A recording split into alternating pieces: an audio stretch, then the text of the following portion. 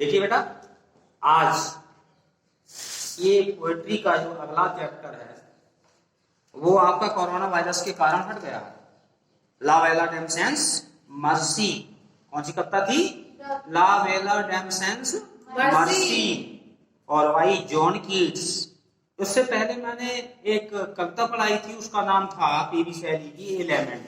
उसमें मैंने आपको बताया था कि जॉन कीट्स देखने को मिलेंगे, लेकिन अब नहीं मिले देखने को, क्योंकि कोरोना वायरस के कारण 30% का जो सिलेबस हटा है उसमें से पहली कविता तो from an elegy written in country churchyard हट गई, और अब दूसरी लेमेंट के बाद में ला वेला डेमसेंस मर्सी हट गई।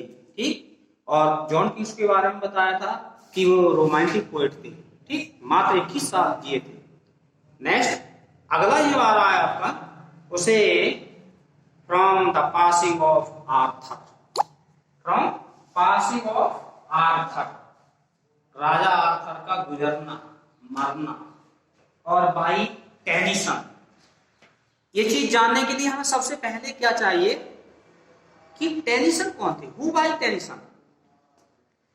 Alfred Lord Tennyson was born in 1809 in England. England में उनका जन्म हुआ था 1809 ईस्वी में। his father's name was George Clayton, उसके पिता का नाम George Clayton, and mother's name Elizabeth. He was the fourth issue of his 12 issues of his parents। वह अपने माता पिता के 12 संतानों में से चौथा संतान था। कितनी संतान था? चौथा पुत्र था। His two brothers also became poet। उसके 2 भाई भी पोएट बने थे। अब देखें जरा, थोड़ा सा हिंदी मीडियम में हम जाते हैं तो आदिकाल, वीर गाथा काल, कौन कौन से काल है ना, आधुनिक काल, भक्ति काल, रीति काल। ऐसे ही इंग्लिश में ईसा पूर्व पहले से जो चल रहा था बीसी, फिर age of renaissance, Jacobean age, Elizabethan age, age of romantic, उसके बाद में age of Victoria, modern age. सुनो बेटा, तो अल्फा Lord Tennyson belong to the Victorian age. अब ये विक्टोरियन एज क्या है आपको बताऊं, तो Victorian age Queen Victoria of England, England की महारानी थी, उसका नाम क्वीन विक्टोरिया था, सन 1837 के आसपास, और 1902-3 के लगभग रही थी। इस तरह से इन्हें विक्टोरियन एज के नाम से जाना जाता है। अरिस्टोक्रेटिक फैमिली के थे, अच्छे परिवार के थे, अच्छे परिवार से अपना वास्ता रखते थे।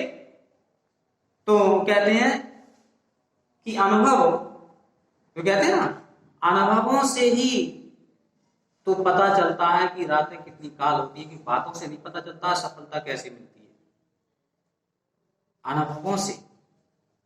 हाँ, कितनी रातें काली होती हैं तब सफलता मिलती है, सफलता बातों से नहीं मिलती है, समझ में? तो मेहनत के कारण।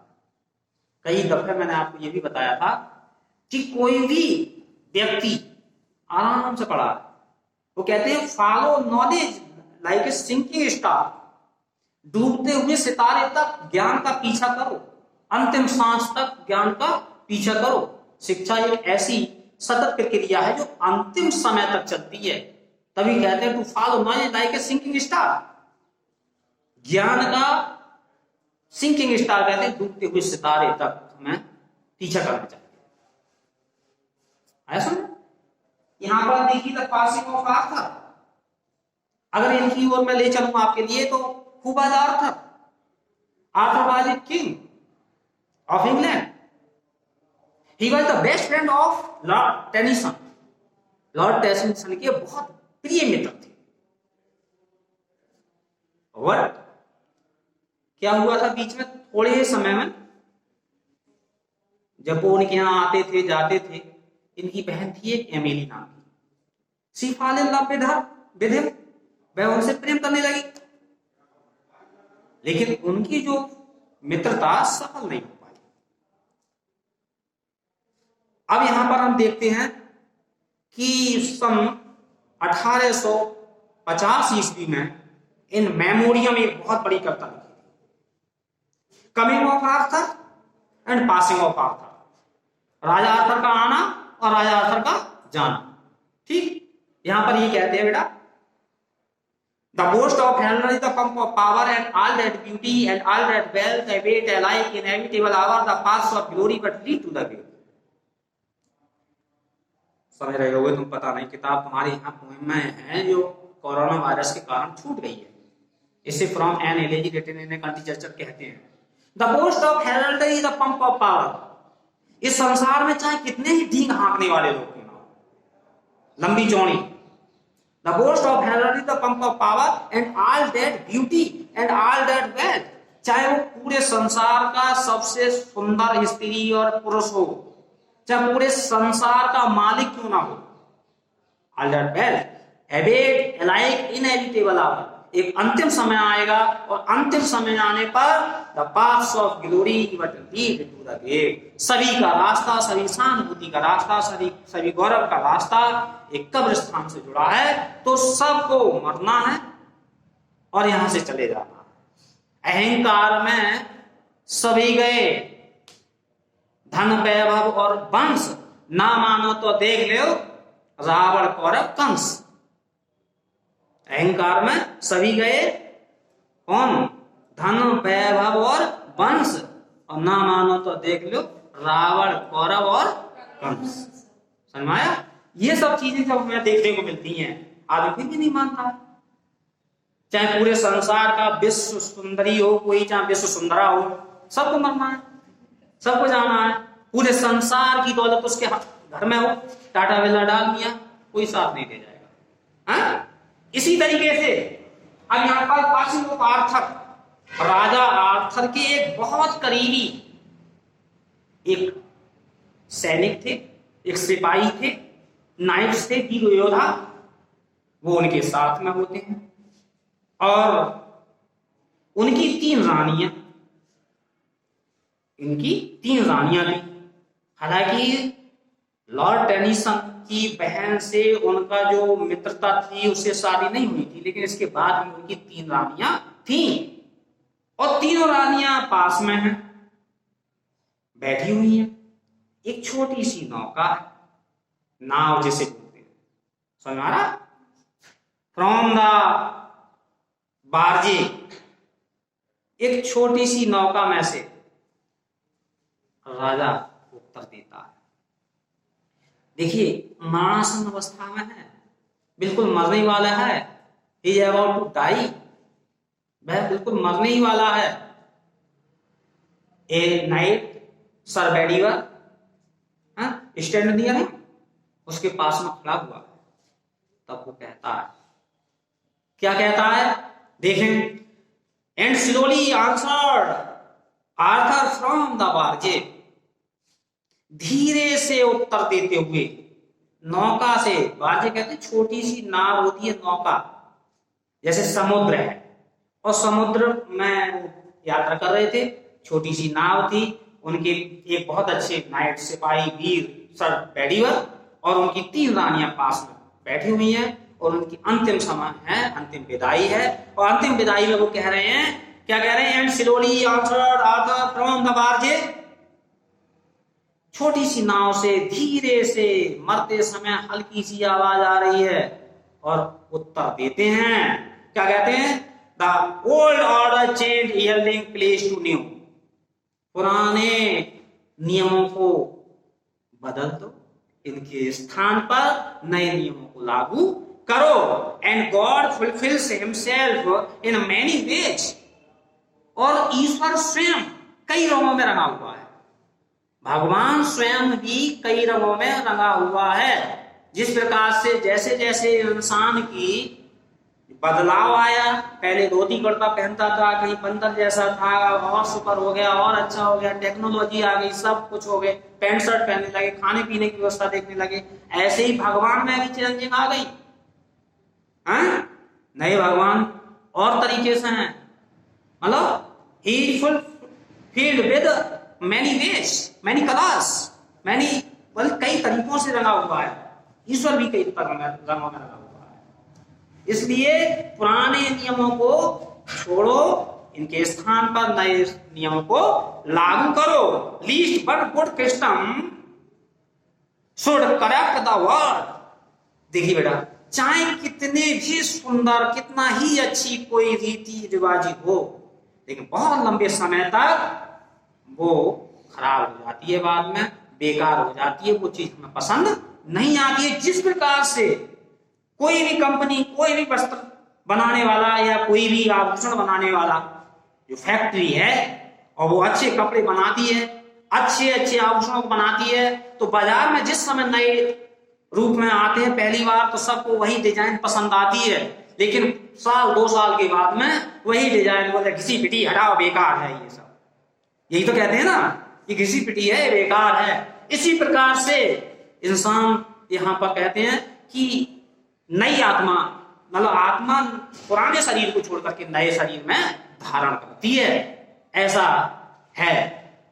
तो कहते हैं कंफर्ट दाई सेल्फ, स्वयं अपने अंदर एक सांत्वना रखो, धैर्य रखो, रो मत, चीखो मत, पछताओ मत, परेशान मत हो, मैंने अपना जीवन जी लिया है, ठीक है। अब क्या है, मैंने आपको कल बताया था, क्या बताया था परसों, कि changing is the rules of nature, परिवर्तन ही प्रकृति का नियम है। Without changing the rules of this world became impure and immortal. बिना परिवर्तन के ये संसार भ्रष्ट और अशुद्ध हो जाएगा, इसलिए परिवर्तन होना बहुत जरूरी है। बिना परिवर्तन के ये संसार बेकार हो जाएगा, ठीक। आई कह रहे हैं भाट कंफर्ट इज इन मी, वो कह रहे हैं कि देखिए सर बेडीवर और अपनी रानियों से कह रहे हैं, देखो तुम रो मत, पछताओ मत, मैंने तो अपना जीवन जी दिया, देखो मैं कितने शांति से, आराम से हूं, बड़े मजे से हूं, कोई दिक्कत नहीं है मुझे, और मैं जा रहा हूं। I have lived my life, I have lived my life, इसका मतलब मैंने अपना जीवन पूरा व्यतीत कर दिया है, मैंने अपना पूरा जीवन जी लिया है।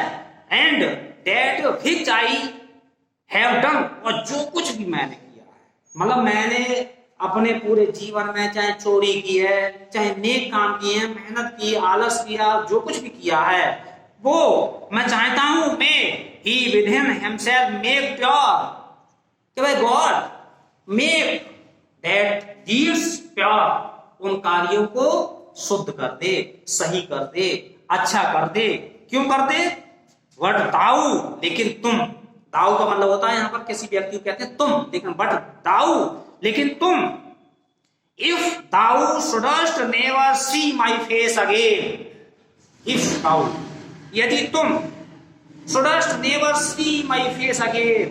अब ध्यान रखो, सर बेडीवर और अपनी पत्नियों से कहता है कि अब तुम मेरे चेहरे को दोबारा मत देखो, आई हैव टू डाई, अब मैं मरने वाला हूं, अब मेरा दोबारा पुनः तुम मत देखो। देखिए कैसे यहां पर यह बताया गया है कि प्रार्थना, prayer is the only link which lead to God's feet, प्रार्थना ही मात्र एक ऐसी कड़ी है जो ईश्वर के चरणों तक जोड़ती है।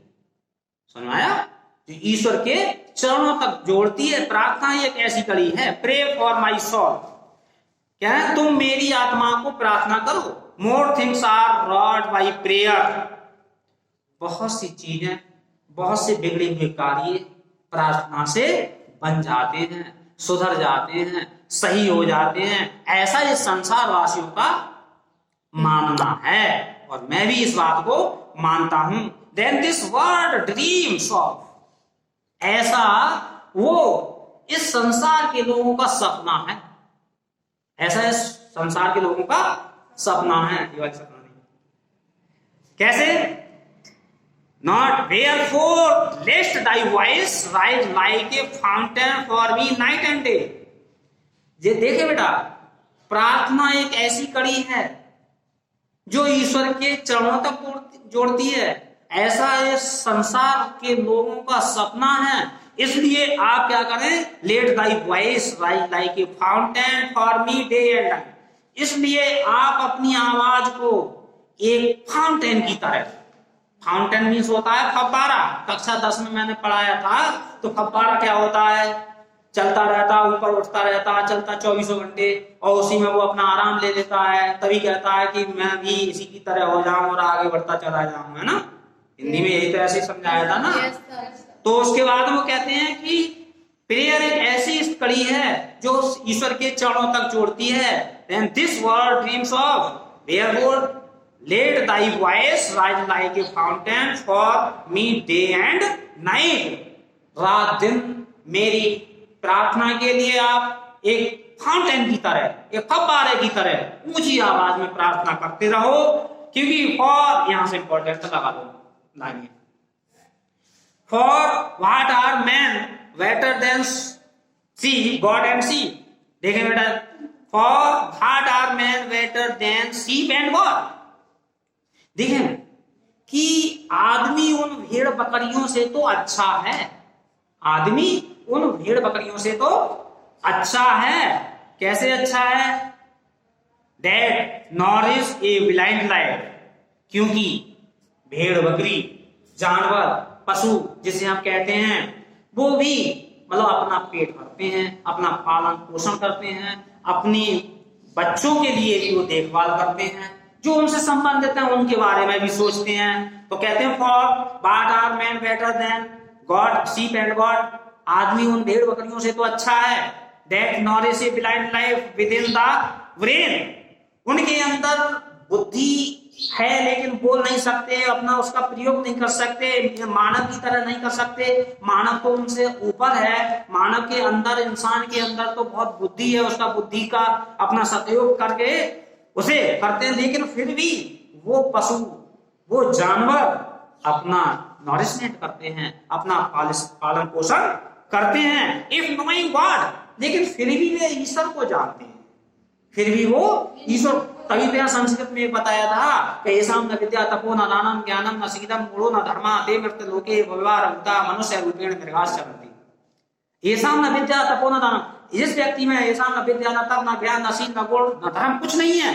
तो ऐसे व्यक्ति तो इस धराधाम पर पशुओं की तरह हैं, इधर उधर घूमते हैं तो नर लेकिन पशु की तरह, ठीक ऐसे ही कहा गया है यहाँ पर, इफ नोइंग गॉड, लेकिन फिर भी वो ईश्वर के लिए जानते हैं, कौन कौन जानते हैं, भेड़ बकरी,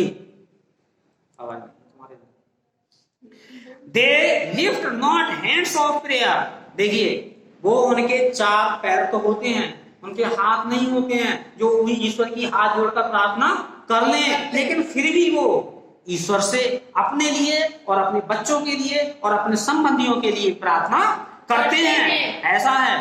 तो watch for themselves and those who call their them friends, मतलब स्वयं के लिए भी और उनके जो मित्र हैं, संबंधी हैं, उनके लिए भी वह ईश्वर से प्रार्थना करते हैं। इसलिए क्या है, वाउंड बाई गोल्ड, क्या है, for so the whole round earth is every way, इस प्रकार से so the whole round earth is every way, संसार की पूरी दुनिया को अगर सही तरह से देखा जाए तो क्या है, बाउंड बाई गोल्ड चैन, एक स्वर्ण कड़ी से जुड़ा हुआ है, और वो about the feet of God, इस संसार में जितने प्राणी, जितने जीव जंतु रह रहे हैं, वो सब एक ईश्वर की चरणों तक अपनी प्रार्थना अर्पण करते हैं, उनसे प्रार्थना करते हैं, अपने किए हुए कार्यों को शुद्ध और सही